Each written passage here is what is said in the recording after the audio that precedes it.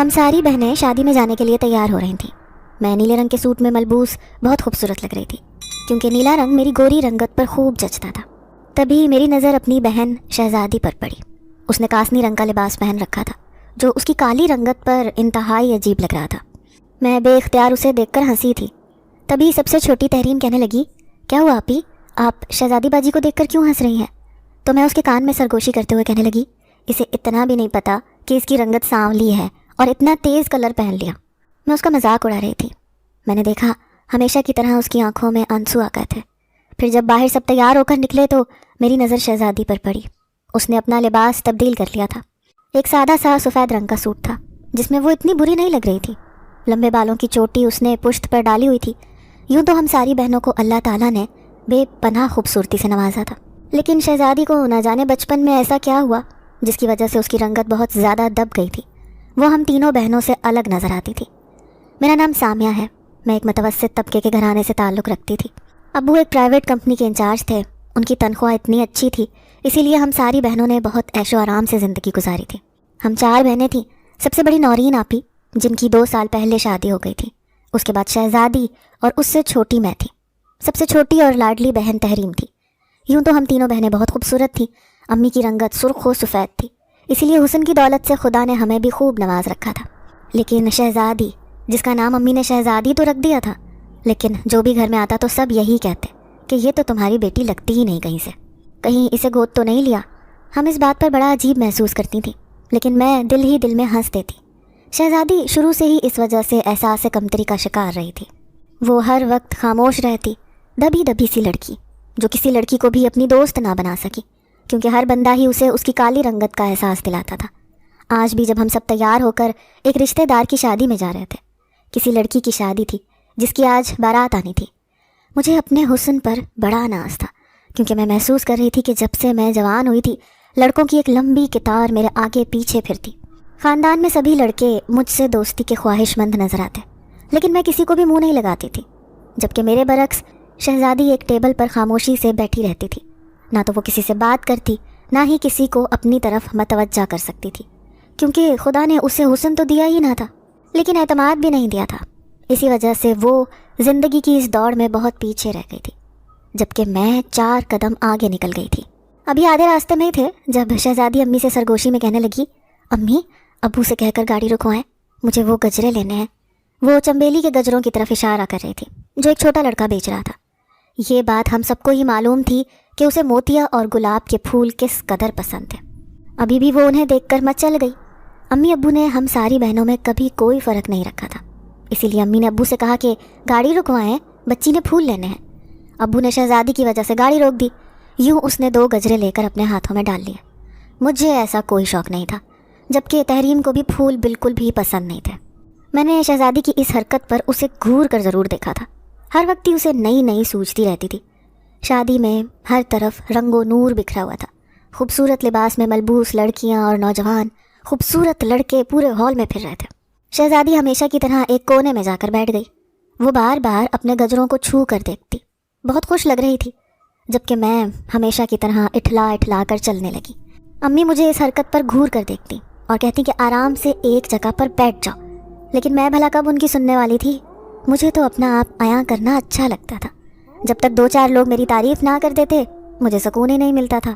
کھانا کھلنے میں ابھی وقت تھا، تبھی شہزادی امی کے کان میں سرگوشی کرنے لگی، امی، مجھے متلی سی محسوس ہو رہی ہے، واش روم میں جانا ہے۔ امی کہنے لگیں، دیکھو یہیں کہیں واش روم ہوگا، چلی جاؤ۔ تبھی شہزادی نے مجھے اشارہ کیا۔ میں منہ بنانے لگی، لیکن پھر امی کے گھورنے پر اٹھ کھڑی ہوئی۔ نیچے کی طرف سیڑھیاں جا رہی تھیں۔ ہم دونوں نے سمجھا کہ شاید یہیں واش روم ہوگا۔ یوں بے فکری سے شہزادی مجھ سے آگے آگے سیڑھیاں اترنے لگی، لیکن نیچے جا کر تو ہمارے ہوش و حواس اڑ گئے۔ یہ عجیب سا تہخانہ تھا جہاں ہر طرف کالا اندھیرا چھایا ہوا تھا۔ تیزی میں شہزادی کچھ زیادہ ہی آگے چلی گئی تھی۔ دور اندھیرے میں جا کر تو وہ نظر بھی نہ آئی۔ تبھی مجھے چیختی ہوئی آوازیں دینے لگی، لیکن میں کچھ زیادہ ہی ڈر گئی تھی، اس لیے فوراً سیڑھیاں چڑھ کر اوپر آ گئی۔ تھوڑی دیر بعد شہزادی بھی اوپر آ گئی، لیکن اس کی حالت عجیب ہو رہی تھی۔ وہ بالکل خاموش اور بدحواس لگ رہی تھی۔ ہم غلطی سے اس تہخانے میں چلے گئے تھے، جبکہ واش روم بالکل الگ سائڈ پر بنا ہوا تھا۔ پھر جیسے ہی کھانا کھلا تو میں نے لذیذ کھانا خوب پیٹ بھر کر کھایا۔ جبکہ شہزادی بالکل خاموش بیٹھی تھی۔ اس نے کھانا پینا نہیں کیا۔ امی بار بار اسے کھانا لینے کے لیے کہتی تو وہ اشارے سے کہتی کہ میری طبیعت ٹھیک نہیں۔ شادی بہت اچھے طریقے سے انجام پا گئی، اسی لیے ہم سب گھر واپس آ گئے۔ شادی کی تھکن ہی ایسی ہوتی ہے، میں دوسرے دن دیر تک سوتی رہی، لیکن جیسے ہی اٹھ کر باہر آئی تو شہزادی کو دیکھ کر حیران رہ گئی۔ وہ صحن میں بال کھولے پھر رہی تھی، حالانکہ اس سے پہلے میں نے کبھی اس کے لمبے سیاہ خوبصورت بالوں کو پشت پر بکھرے ہوئے نہیں دیکھا تھا۔ وہ میرے اٹھنے سے پہلے ہی سارے کام نمٹا لیا کرتی تھی۔ امی کی فرما بردار اور بہت سمجھدار بیٹی تھی۔ امی اکثر ہر آئے گئے کے سامنے اس کی تعریف کرتی تھیں، کہتی تھیں کہ میری یہ بیٹی بہت سگڑ ہے۔ لیکن آنے والے بھی خوب امی کی تعریفوں کو سمجھتے تھے۔ وہ جانتے تھے کہ اپنی اس کالی بیٹی کو یہ ہم سے چپکانا چاہتی ہے۔ حالانکہ امی کے دل میں ایسی کوئی بات نہیں ہوتی تھی، لیکن ظاہر ہے اب بڑی باجی کی شادی کے بعد شہزادی کا ہی نمبر آنا تھا، اور اس کے بعد کہیں جا کر میرا نمبر آتا۔ لیکن شہزادی کا رنگ اس قدر کالا تھا کہ مجھے نہیں امید تھی کہ خاندان میں سے کوئی اس کا رشتہ لینا پسند کریں گے۔ میں نے حسرت سے اس کے کالے سیاہ بالوں کو دیکھا۔ وہ جب بھی بال کھولتی تھی تو مجھے اپنے چھوٹے بالوں کا شدت سے احساس ہوتا تھا۔ اس کے بال بہت کالے اور خوبصورت تھے، جبکہ میرے بال سنہری اور کھدرے سے تھے۔ میں نے لاکھ انہیں خوبصورت بنانے کی کوشش کی، لیکن کبھی بھی شہزادی جیسے بال میں نہ پا سکی۔ میں اٹھ گئی تھی، اسی لیے امی نے گھور کر کہا کہ یہ کون سا ٹائم ہے اٹھنے کا، چلو اپنے لیے خود ناشتہ بناؤ، جبکہ میں نے شہزادی کو آواز دے کر اسے ناشتہ بنانے کو کہا۔ پھر میں امی سے کہنے لگی، یہ کیوں ملکہ عالیہ بن کر پورے صحن میں بال کھول کے پھر رہی ہے؟ آج اس کا دماغ تو ٹھیک ہے نا؟ امی کہنے لگی، ارے بیٹا، نہائی تھی تو میں نے ہی کہا تھا کہ ذرا سر میں دھوپ لگوا لو، ویسے بھی نزلہ زکام اسے جلدی ہو جاتا ہے۔ لیکن آج اس کے چہرے کی مسکراہٹ ہی الگ تھی۔ کالی رنگت پر چمکدار مسکراہٹ لیے وہ ہنستی مسکراتی ناشتہ بنا رہی تھی۔ حالانکہ ہمیشہ تو وہ خاموش رہتی تھی، کبھی کسی سے فالتو بات بھی نہیں کرتی تھی، لیکن آج ہنس ہنس کر امی سے نہ جانے کیا کیا باتیں کر رہی تھی۔ مجھے بہت غصہ آیا، نہ جانے کیوں میں اس کی بدصورتی پر بھی اپنے دل میں حسد محسوس کرتی تھی۔ وہ جب بھی خوش ہوتی تو مجھے ذرا بھی اچھی نہیں لگتی تھی، لیکن پھر تو روزانہ ہی کچھ عجیب و غریب ہونے لگا۔ جب بھی میں رات کو اٹھتی تو اپنے مشترکہ کمرے میں شہزادی کو کوئی کتاب پڑھتے ہوئے دیکھتی۔ اکثر اس کی کتاب کے ٹائٹل ایسی کہانیوں پر مشتمل ہوتے جو پیار و محبت کی ہوتی۔ غالباً وہ ڈائجسٹ پڑھنے کی شوقین تھی، لیکن رات کو جاگ کر پڑھنا ابو نے سختی سے منع کیا ہوا تھا۔ لیکن اب وہ چوری چھپے امی ابو سے ناولز پڑھنے لگی تھی، جن میں کسی شہزادے کے قصے ہوتے، یا پھر کسی ملکہ یا بادشاہ کے، کہ کس طرح کوئی بادشاہ ایک کنیز سے شادی کر کے اسے اپنی ملکہ بنا لیتا ہے۔ میں دیکھتی کہ پورا دن اس کے چہرے پر مسکراہٹ رہتی تھی، نہ جانے اب وہ کن خیالوں میں گم رہنے لگی تھی۔ ہم تینوں بہنوں کا مشترکہ کمرہ تھا۔ میں نے تو انٹر کے بعد تعلیم چھوڑ دی تھی، مجھ سے چھوٹی تحریم بھی میٹرک میں تھی، جبکہ شہزادی نے بھی 12 جماعت پڑھنے کے بعد ہمیشہ کے لیے تعلیم کو خیر آباد کہہ دیا تھا۔ ویسے تو اس نے کئی دفعہ امی ابو سے ضد کی کہ وہ کسی اسکول میں پڑھا کر ابو کا ہاتھ بٹانا چاہتی ہے، لیکن ابو کہنے لگے کہ ابھی تمہارے باپ کے اندر اتنا دم ہے کہ وہ اپنی تینوں بیٹیوں کو شہزادیوں کی طرح پال سکے۔ اس لیے ابو نے یہ پسند نہ کیا کہ ان کی بیٹی باہر جا کر سڑکوں پر خوار ہوتی پھرے۔ میں جانتی تھی کہ پھپھو کا سب سے بڑا بیٹا ذیشان مجھے پسند کرتا ہے، اور میں بھی دل ہی دل میں اسے پسند کرتی تھی۔ وہ بس میرے ایک اشارے کا منتظر تھا کہ کب میں اسے ہاں میں جواب دوں اور وہ پھپھو کو رشتے کے لیے بھیج دے۔ لیکن بھلا میں شہزادی کا رشتہ ہونے سے پہلے امی ابو سے اپنی بات کیسے کر سکتی تھی؟ میں اس بات کا انتظار کر رہی تھی کہ کب شہزادی کی منگنی یا پھر شادی کی بات ہو، تبھی میں ذیشان کو بھی مجبور کروں کہ وہ جلد اپنی ماں کو اس گھر میں بھیج دے۔ وہ لڑکا خوبصورت تھا، اس کی نوکری بھی سرکاری تھی۔ یہ پچھلے دنوں کی بات ہے، جب ایک دن شہزادی مجھ سے کہنے لگی، سامیہ جانتی ہو امی کہہ رہی تھی کہ کچھ دنوں میں پھپھو رشتہ لے کر آنے والی ہے، وہ بھی اپنے بیٹے ذیشان کے لیے۔ مجھے یقین نہیں آ رہا کہ میری قسمت اتنی اچھی ہے کہ ذیشان جیسا خوبصورت لڑکا میرے لیے رشتہ بھجوا رہا ہے۔ وہ نہ جانے کن خیالوں میں گم تھی۔ تبھی میں نے غصے سے اس کی شکل دیکھی اور کہنے لگی کہ اوقات دیکھی ہے تم نے اپنی، جا کر کبھی آئینے میں کھڑی ہو کر دیکھو، ذیشان تمہارے لیے نہیں بلکہ میرے لیے رشتہ بھیجے گا، کیونکہ میں اور وہ بچپن سے ایک دوسرے سے محبت کرتے ہیں۔ میری یہ بات سن کر اس کا پورا وجود کپ کپانے لگا۔ وہ بے یقینی سے مجھے دیکھے جا رہی تھی۔ میں دل ہی دل میں ہنسی کہ خود کو سچ مچ کی شہزادی سمجھتی ہے، حالانکہ یہ بھکارن بننے کے لائق بھی نہیں۔ وہ پلٹ کر باہر چلی گئی۔ میں دل میں سوچنے لگی کہ اچھا ہوا میں نے اس کی اوقات یاد دلا دی، خود کو نہ جانے کیا سمجھ رہی تھی۔ او ہو، ذیشان اس کے لیے رشتہ لے کر آئے گا، اس نے سوچا بھی کیسے؟ اس دن کے بعد سے ہم دونوں کے درمیان کئی دن تک کوئی بات نہ ہوئی، لیکن پھر کچھ دنوں کے بعد ہم دونوں پھر سے ایک جیسے ہو گئے۔ لیکن जब से ये शादी से वापस आई थी तब से तो कुछ ज़्यादा ही खुश रहने लगी थी। मैं इस खोज में रहती थी कि कहीं इसने कोई चक्कर तो नहीं चला लिया, शादी में किसी लड़के से दोस्ती कर ली हो। लेकिन हम तीनों बहनों के पास तो मोबाइल ही नहीं था, क्योंकि अम्मी अब्बू ने बहुत सख्ती से मना किया हुआ था कि घर में किसी भी बच्चे के पास मोबाइल नहीं होगा। बड़ी बाजी ने भी कभी मोबाइल नहीं रखा था, इसीलिए हमें भी इजाज़त नहीं थी। ऐसे में मुझे उसका हर वक्त खुश रहना अजीबोगरीब खदशात में मुब्तला कर रहा था। फिर ये कुछ दिनों बाद की ही बात है, जब हमारे मोहल्ले में एक अमीर ख़ानदान आकर रहने लगा। उनका घर सबसे खूबसूरत था। ये बंगला एक रईस आदमी का था जो पूरी फैमिली के साथ अमेरिका शिफ्ट हो गया था। इस बंगले पर उसके करोड़ों रुपए खर्च हुए थे, लेकिन चूंकि वो हर साल सिर्फ छुट्टियों में ही पाकिस्तान आता था, इसलिए उसकी फैमिली घूमने फिरने के लिए पाकिस्तान आती तो इसी बंगले में रिहाइश इख्तियार करती थी। लेकिन आजकल ये बंगला बिल्कुल खाली था। लेकिन उसमें जो ख़ानदान आकर आबाद हुआ था वो भी दौलत में किसी से कम नहीं था। जब भी उस घर से वो मोटी औरत निकलती जिसने हाथों में मोटी मोटी खूबसूरत सोने की अंगूठियाँ और गले में लंबी सी माला पहन रखी होती थी, महंगे सूट पहने वो घर से बाहर निकल कर जाती हुई दिखाई देती थी, सारे मोहल्ले वाले लोगों के मुंह पर उन्हीं का तस्करा था। हर कोई उनके बारे में बात करता कि देखो तो सही, दौलत की किस कदर रेल पेल है इनके घर में। वाकई जब खुदा दौलत देता है तो छप्पड़ फाड़ कर देता है, और यही मामला इनके साथ है। मुझे भी उनके ख़ानदान के बारे में जानने का बहुत तजस्सुस था, लेकिन ये बड़े अजीब लोग थे। पूरा दिन तो उनके घर में सन्नाटा छाया रहता, लेकिन रात होते ही रोशनियाँ जल उठती, खूब हंगामा करते, शोर मचाते। इनके शोर से सारे मोहल्ले वाले परेशान रहते थे, लेकिन दौलत का रोब इस कदर था कि कोई भी उनके सामने बोलने की हिम्मत नहीं कर पाता था। फिर एक दिन मैं बड़ी हैरान रह गई जब मैंने कपड़े धोती शहजादी को देखा। वो कपड़ों की बाल्टी उठाकर ऊपर छत पर जा रही थी। मैं भी धूप लेने के लिए छत पर चली आई, लेकिन हैरान रह गई जब वो सामने बंगले की खिड़की की तरफ देखकर मुस्कुराने लगी। मुझे ऐसे लगा जैसे वहाँ पर कोई नौजवान खड़ा हुआ था, जो मुझे आते देखकर एकदम से गायब हो गया। मुझे कुछ शक सा हुआ। शहजादी ने भी मुझसे नज़रें चुरा ली। फिर मैं गुस्से से उसे घूर कर कहने लगी, किसके साथ इशारों में बातें कर रही थी? अपनी औकात देखी है जो तुम उस बंगले के मालिक से इश्क लड़ाने पर तुली हो। मैं जानती हूँ तुम उससे इशारों में बातें कर रही थी। वो हरगिज़ गुस्से में ना आई, बल्कि मुस्कुराते हुए कहने लगी, तुम्हें गलत फहमी हुई है सामिया, मैं किसी को इशारे नहीं कर रही थी। झूठ साफ उसके चेहरे पर लिखा हुआ था, लेकिन मैं भी कुछ छोटी बच्ची नहीं थी। मैं गुस्से से फुनकती हुई नीचे आ गई। कमरे में आकर अपने आप को आईने में देखा। फिर हैरत से सोचने लगी, इस काली कलूटी शहजादी को भला उस बंगले में रहने वाला अमीर ज़्यादा कैसे पसंद कर सकता है, जबकि मैं हुस्न की मलिका, मेरे आगे तो चांद भी शर्मा जाए। मैं अपने हुस्न पर बेपनाह नाज करती थी, इसीलिए बार बार नए सिरे से अपने आप को आईने में देखकर खुश हो रही थी। लेकिन शहजादी की काली रंगत दिन ब दिन चमकने लगी थी। अम्मी भी उसे देख देख कर हैरान होती, फिर बेख्तियार दिल में माशाअल्लाह कहती। वो बार बार पूछती कि मेरी बेटी बड़ी खुश रहने लगी है, ऐसी क्या बात है? लेकिन वो अम्मी को कुछ ना बताती। लेकिन मैं मुकम्मल तजस्सुस में थी कि आखिर इसके साथ क्या मामला है। फिर एक रात जो मैंने देखा, फिर तो मुझे यकीन हो गया कि ज़रूर कोई बड़ी बात है जो ये सारे घर वालों से छुपा रही है। उस दिन गज़ब की सर्दी थी। मैं बिस्तर में दुबकी हुई थी जब आधी रात को अचानक खटके की आवाज़ से मेरी आंख खुली। मैंने देखा कमरे का दरवाज़ा खुला हुआ था। वो शहजादी थी जिसने नीले रंग का आंचल ले रखा था। वो धीमे धीमे कदमों से चलती हुई सीढ़ियों की तरफ जा रही थी। यकीनन उसका इरादा छत पर जाने का था। मुझे ये देखकर बहुत गुस्सा आया।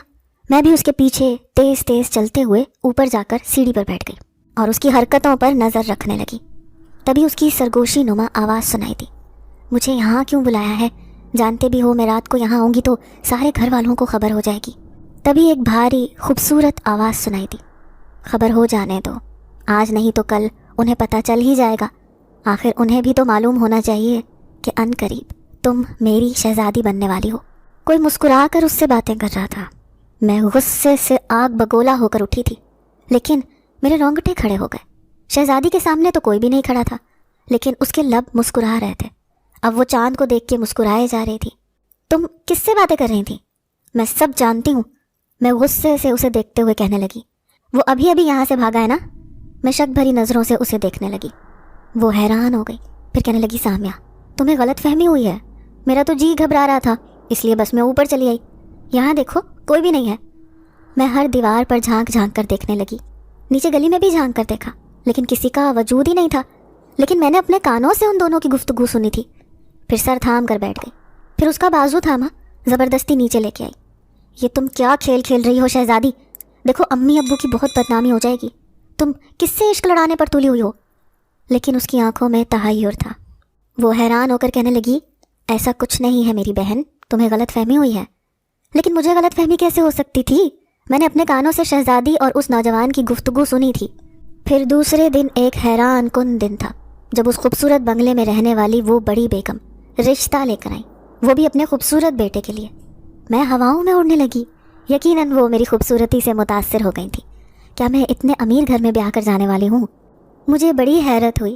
شرماتے ہوئے میں نے ان کے سامنے چائے رکھ دی، لیکن ان کی اگلی بات نے میری سوچوں کے پرخچے اڑا دیے جب وہ امی کو مسکراتے ہوئے کہنے لگی، مجھے آپ کی وہ بیٹی بہت پسند ہے، کتنی پیاری ہے، کتنا شرماتی ہے، ایسی لڑکیاں آج کل کہاں ملتی ہیں۔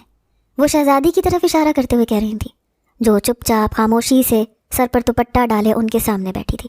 ہمنا کا تو بس نہیں چل رہا تھا کہ خوشی سے بھنگڑا ڈالنا شروع کر دے، لیکن مجھے آج شہزادی سے بہت نفرت ہو رہی تھی۔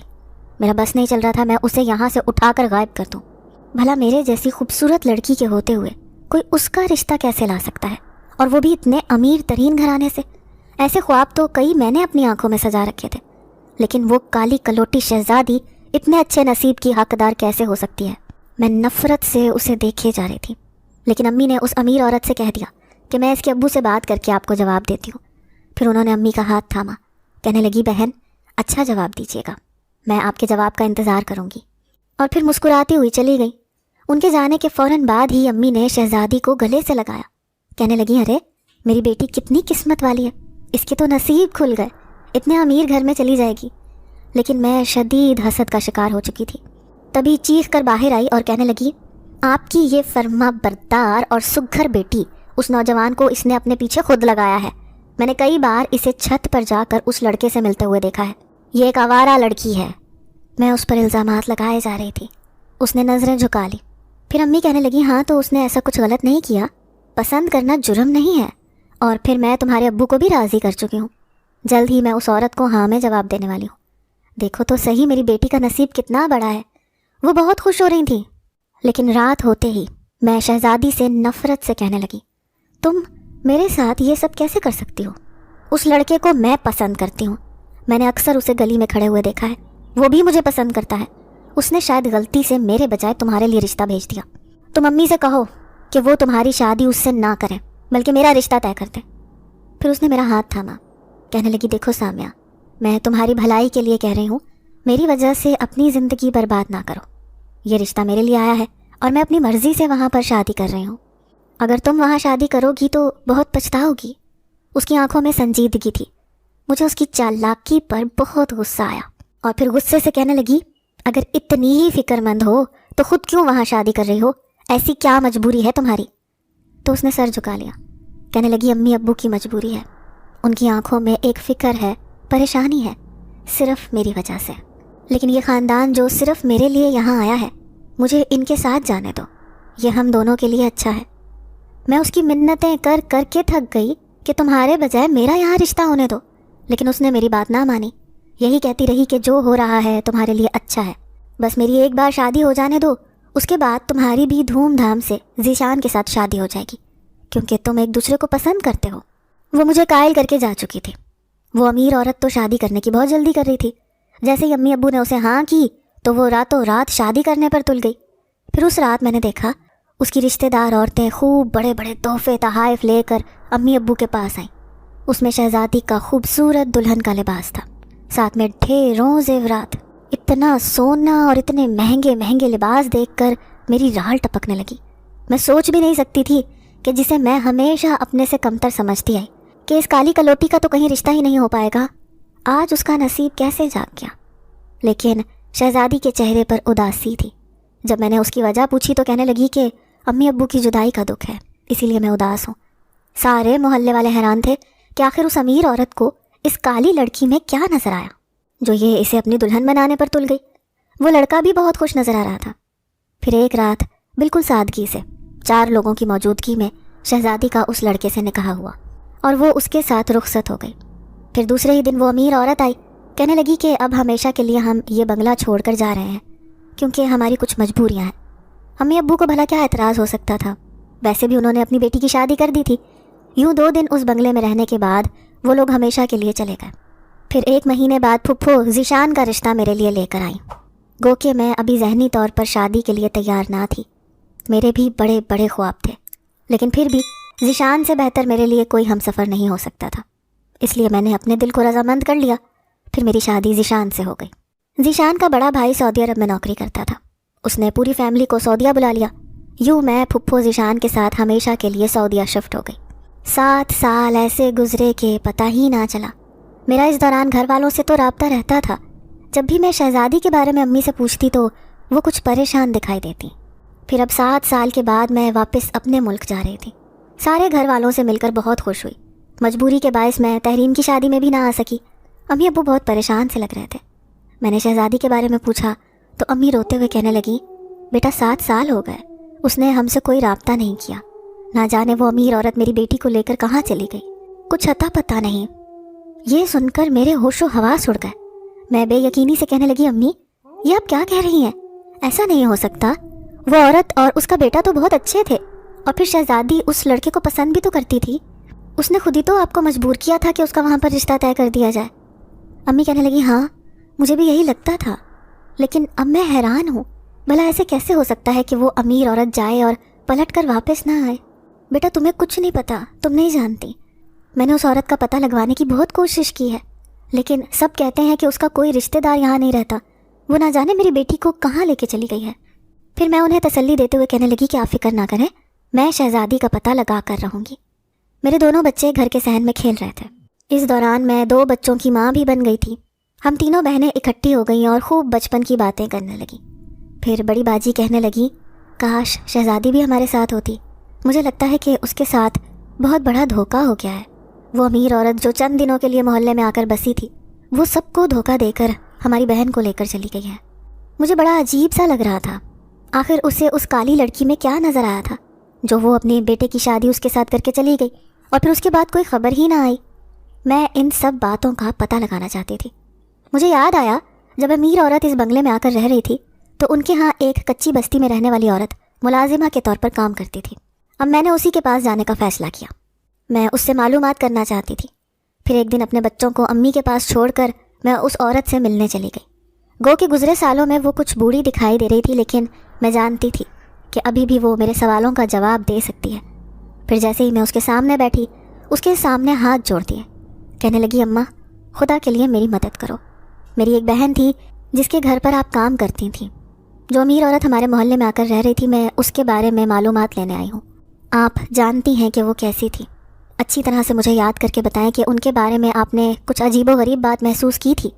وہ سوچتے ہوئے کہنے لگی، ہاں بیٹا، وہ لوگ بہت عجیب تھے، رات ہوتے ہی پورے گھر میں ہنگامہ شروع کر دیتے، لیکن پورا دن ان کے گھر میں خاموشی رہتی تھی، روزانہ ہی گوشت پکواتے تھے، لذیذ کھانے کے شوقین تھے، ان کے گھر میں آنے والے لوگ پوری اسرار سے تھے، رات کی تاریکی میں آتے تھے، پھر خوب رش لگ جاتا تھا۔ میں تو رات ہونے سے پہلے ہی اس بنگلے سے واپس گھر آ جاتی تھی۔ بیٹا مجھے ان کے گھر میں بہت خوف محسوس ہوتا تھا، بار بار وہ کسی قبیلے کا ذکر کرتے تھے، کہتے تھے کہ ہمارا دور ایک جنگل میں قبیلہ ہے، آخر کو ہمیں وہیں پر لوٹ کر جانا ہے، بس اپنے بیٹے کی شادی کر لیں، اس کی خواہش پوری کر لیں، اس کے بعد ہمیشہ کے لیے ہم اپنے قبیلے میں چلے جائیں گے۔ اب میرا ماتھا ٹھنکا، میں سوچنے لگی کہ ضرور اس کے پیچھے کوئی گہرا راز ہے، اس اماں کی باتیں ہرگز جھوٹی نہیں ہیں، ہماری بستی کے پیچھے ایک جنگل ضرور تھا، لیکن میں نہیں جانتی تھی کہ وہاں پر کوئی قبیلہ آباد ہے۔ کس قبیلے کا ذکر کر رہی تھی؟ مجھے رہ رہ کر خیال آ رہا تھا کہ کہیں میری بہن ایسے لوگوں کے درمیان تو نہیں پھنس گئی تھی جو کہ جادو ٹونے اور عملیات کے ماہر ہوتے ہیں۔ وہ اکثر جنگلوں میں جا کر اپنے قبیلے آباد کر لیتے ہیں اور پھر ان کاموں میں ماہر ہونے کی کوشش کرتے ہیں، ایسی ہی ویران اور سنسان جگہوں پر جا کر۔ پھر ایک رات میں نے اپنے شوہر کو ہمراہ لیا اور اسی جنگل میں جا کر کچھ دیکھنے کی کوشش کرنے لگی۔ میرا شوہر بار بار کہتا کہ یہ کیا کرتی پھر رہی ہو، سمجھ نہیں آ رہی، تمہاری بہن بھلا جنگل میں کیا کر رہی ہوگی؟ اگر وہ اتنے قریب میں رہتی تو کبھی نہ کبھی اس نے یہاں سے بھاگنے کی کوشش تو کی ہوتی، لیکن میں اسے خاموش رہنے کا کہتے ہوئے اشارہ کرنے لگی اور کہا کہ مجھے کچھ محسوس کرنے دو، یہاں پر ایسے لگتا ہے کہ کچھ نہ کچھ ہماری نظروں سے اوجھل ہے۔ ذیشان میری ان حرکتوں سے بہت تنگ آ گیا تھا۔ پھر دوسرے دن وہ کہنے لگا، جو کرنا ہے کرو، لیکن مجھے اپنے اس معاملے میں شامل نہ کرو، میں نہیں جانتا تم کیا کرتی پھر رہی ہو۔ لیکن جب سے میں نے اس بوڑھی ملازمہ کی باتیں سنی تھیں مجھے بہت تشویش ہو گئی تھی۔ امی ابو بھی بہت پریشان رہنے لگے تھے، کیونکہ امی شہزادی سے بہت محبت کرتی تھیں۔ اس کے جانے کے بعد وہ بہت زیادہ بوڑھی لگنے لگ گئی تھیں۔ میں چاہتی تھی کہ کسی نہ کسی طرح ان دونوں کا سامنا ہو جائے تاکہ ان کے دل کو تسلی ہو کہ ہماری بیٹی بالکل ٹھیک ٹھاک ہے۔ پھر اس رات میں اکیلی اس جنگل کی طرف جانے کا فیصلہ کیا۔ ذیشان ویسے بھی اپنے گاؤں چلے گئے تھے اپنے دیگر رشتہ داروں سے ملنے۔ اب مجھے کوئی بھی فکر نہ تھی۔ دونوں بچوں کو امی کے پاس چھوڑا اور چھپکے سے گھر سے نکل آئی۔ میں جنگل کے بیچوں بیچ کھڑی تھی، تبھی میرے قریب سے ایک بوڑھا آدمی گزرا۔ میں حیرت سے پلٹی۔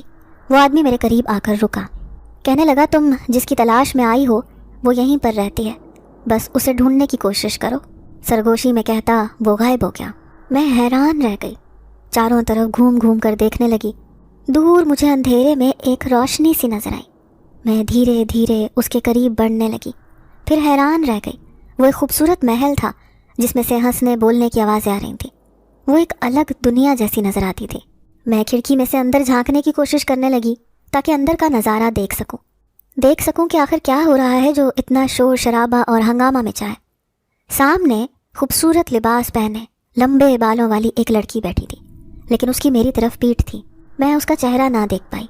اس کے ارد گرد سب عورتیں کھڑی تھیں جیسے اس کی کنیزیں ہوں۔ تبھی اچانک اس نے پلٹ کر کسی سے ہنس کر بات کی۔ میں بالکل اپنے قدموں پر ساکت کھڑی رہ گئی۔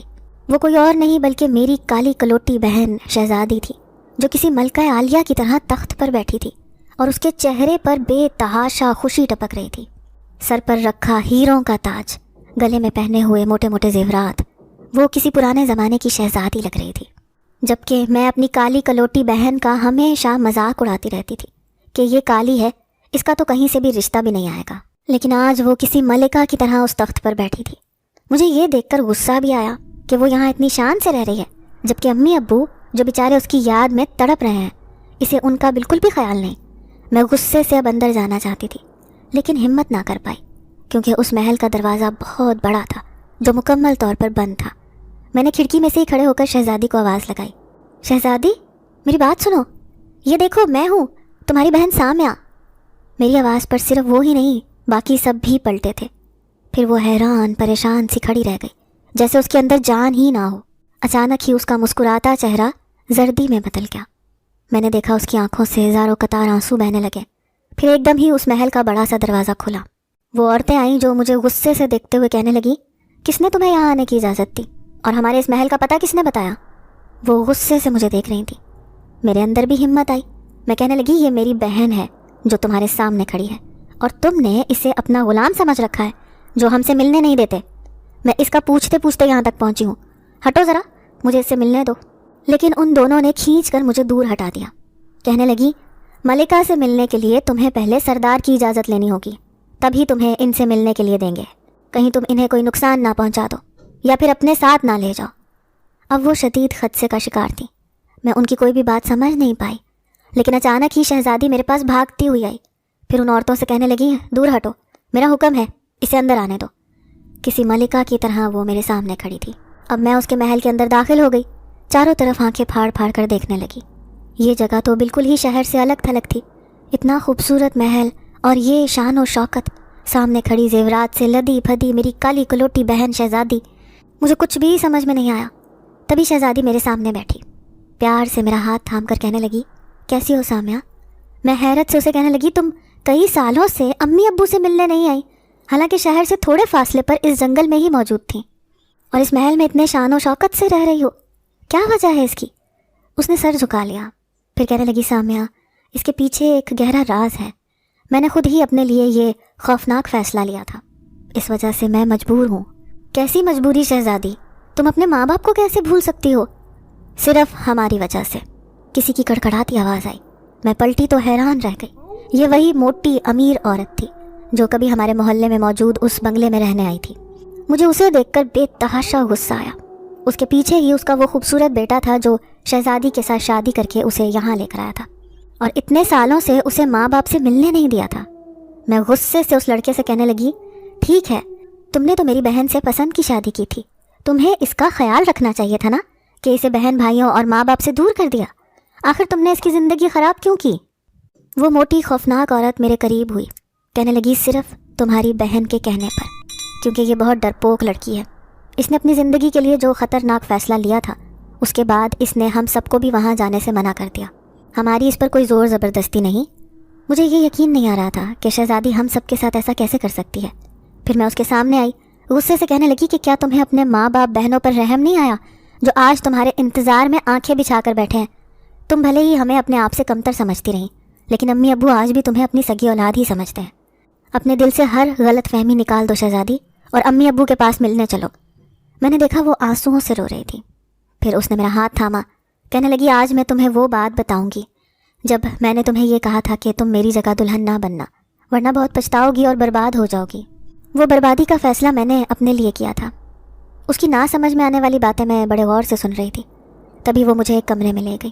یہ ایک خوبصورت خوابگاہ تھی جہاں پر ریشمی پردے لٹکے ہوئے تھے۔ پورے کمرے میں سفیدی چھائی ہوئی تھی۔ وہ کہنے لگی یہ محل کیسا ہے؟ میں نے چاروں طرف دیکھا، پھر کہنے لگی میری سوچ سے بھی زیادہ خوبصورت، شاید یہ کسی کا خواب ہو سکتا ہے۔ وہ اداسی سے کہنے لگی لیکن میرے لیے یہ ایک قید خانہ ہے جہاں سے میں کبھی باہر نہیں نکل سکتی۔ جانتی ہو یہ سب میں نے اپنی خوشی کے ساتھ کیا ہے۔ تم کیا کہنا چاہتی ہو شہزادی؟ صاف صاف بات کرو، میں الجھن بھرے لہجے میں اس سے پوچھنے لگی۔ وہ چند لمحے خاموش رہی، پھر کہنے لگی کہ یہ اس دن کی بات ہے جب میں اس شادی میں گئی تھی۔ وہیں تہہ خانے میں چھائے اندھیرے میں کھڑی میں بری طرح گھبرا گئی تھی۔ واپس پلٹنے کو تھی جبھی میں نے اس اندھیرے میں کسی کا چمکتا چہرہ دیکھا۔ وہ ایک خوبصورت نوجوان تھا، لیکن اس نے میرے کان میں سرگوشی کی، تم ایک خوبصورت لڑکی ہو۔ آج تک یہ الفاظ مجھے کسی نے نہ کہے تھے۔ ہمیشہ ہی میں اپنے آپ کو دوسروں سے کم تر ایک بدصورت لڑکی سمجھتی تھی، لیکن جب اس نے میری تعریف کی تو میں ہواؤں میں اڑنے لگی۔ پھر دھیرے دھیرے وہ میری زندگی میں چھانے لگا۔ جب بھی میں سوئی ہوئی ہوتی اس کی سرگوشیاں میرے کانوں میں سنائی دیتی۔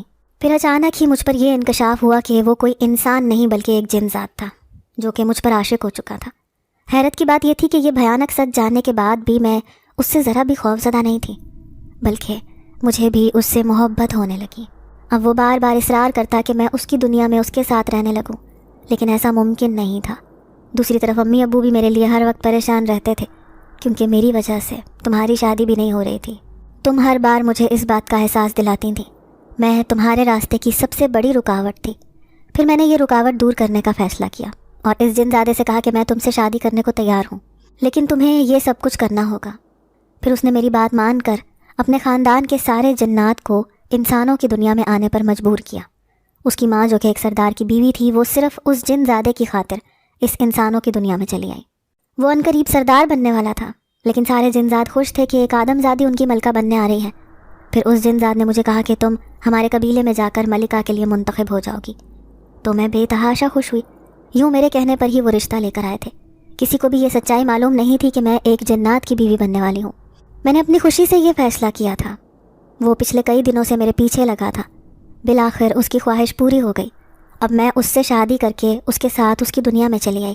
یہاں آتے ہی انہوں نے یہ شرط لگائی کہ میں کبھی لوٹ کر اس دنیا میں نہیں جاؤں گی۔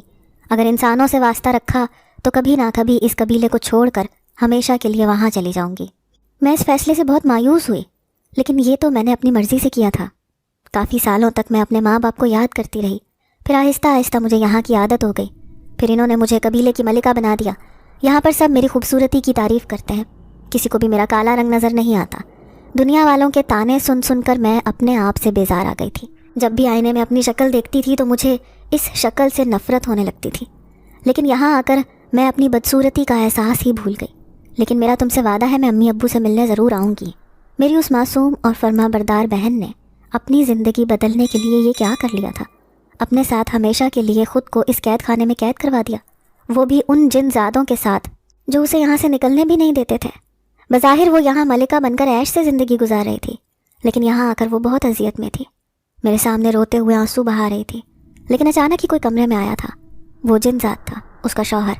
وہ شہزادی کے سامنے بیٹھا، کہنے لگا کاش میں کبھی تمہاری وہ خواہش پوری نہ کرتا۔ تم نے ضد کر کے مجھ سے کہا تھا کہ تم میرے ساتھ شادی کر کے میری دنیا میں جانا چاہتی ہو۔ میں سمجھتا تھا کہ تم میری سنگت میں بہت خوش ایک آزاد زندگی گزار رہی ہو، لیکن تم اتنی تکلیف میں ہو، مجھے یہ اندازہ نہیں ہوا۔ پھر اس نے میرے سامنے شہزادی سے وعدہ کیا کہ وہ ضرور اسے اس کے ماں باپ کے پاس لے کر جائے گا۔ میں اس کی یہ تکلیف دہ کہانی سن کر واپس لوٹ آئی۔ کافی دن تک میں اس کا انتظار کرتی رہی، پھر ایک دن آخر کار وہ امی ابو سے ملنے چلی گئی۔ امی کو یقین نہیں آ رہا تھا کہ شہزادی ان سے ملنے آئی ہے۔ وہ اس سے گلے لگا کر پھوٹ پھوٹ کر رو دی۔ اس نے مجھ سے وعدہ لیا تھا کہ میں اس کی سچائی کبھی کسی کے سامنے ظاہر نہیں کروں گی۔ نہ جانے یہ بات جان کر امی ابو کو کتنی تکلیف پہنچے کہ وہ ان جنات کی ملکہ ہے جو یہاں سے دور ایک جنگل کے قبیلے میں رہتے ہیں۔ وہ سب کے لیے تحفے تحائف لائی تھی۔ پھر سرگوشی میں کہنے لگی، تم میری سب سے اچھی بہن ہو، اس لیے میں تمہارے لیے ایک بہت بڑی چیز لائی ہوں۔ یہ کہتے ہی اس نے میرے گلے میں ہیروں کا ہار ڈال دیا، لیکن مجھے اس ہار نے بہت تکلیف پہنچائی۔ پوری شدت سے رونا آیا تھا مجھے۔ میری وہ کالی بہن آج جنات کی ملکہ بن کر وہاں بڑے آرام سے رہ رہی ہے، لیکن دل کے کسی کونے میں اس کی خواہش تو جاگتی ہوگی کہ وہ بھی ہر دوسرے دن اپنے ماں باپ کے پاس جائے، اپنی بہنوں سے ملاقات کرے۔ لیکن نہ جانے وہاں پر اسے زبردستی روکنے والا کون تھا۔ لیکن پھر اچانک ہی اس نے آنا جانا شروع کر دیا۔ پھر ایک رات سرگوشی میں کہنے لگی، جنزادے نے مجھے کہہ دیا ہے کہ میں جب چاہوں آزادی سے اپنے ماں باپ سے ملنے آ سکتی ہوں۔ اس نے فیصلہ کیا ہے کہ وہ میرے ساتھ یہیں پر ایک گھر میں آباد ہو جائے گا، لیکن میں نے یہ بات کسی کو نہیں بتائی کہ میرا شوہر ایک جنزاد ہے۔ وہ مسکراتی ہوئی بہت عجیب لگ رہی تھی۔ نہ جانے اس نے اپنی زندگی کا اچھا فیصلہ کیا تھا یا برا، لیکن میری دعا تھی کہ وہ ہمیشہ خوش رہے، کیونکہ کبھی کبھار میں نے اسے اپنے الفاظ سے بہت تکلیف پہنچائی تھی۔ ویسے تو ہم انسان بولتے وقت ذرا بھی سامنے والے کے جذبات کا خیال نہیں کرتے۔ اگر ایسا سوچتی تو آج میری یہ معصوم بہن اپنی زندگی کا اتنا بھیانک فیصلہ نہ لیتی۔